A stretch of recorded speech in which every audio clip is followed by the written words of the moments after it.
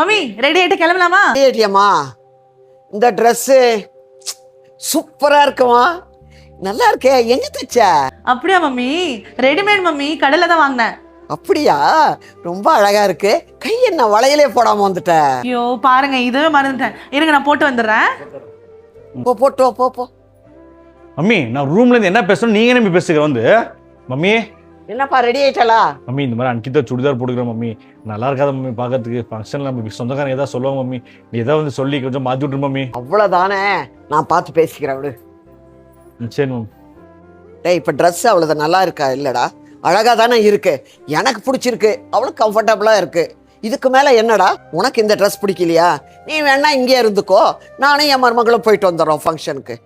டேய் நீ மற்றவங்களுக்கோசரம் நீ யோசிக்கிற, ஆனா அவ மனசு என்ன ஃபீல் பண்ணுன்றது உனக்கு தெரியுதாடா? இது அவளுக்கு தெரிஞ்சா எவ்வளவு கஷ்டப்படுவா தெரியுமா? என்னப்பா நீ. சரி சாரி மம்மி. சரி கிளம்பு கிளம்பு.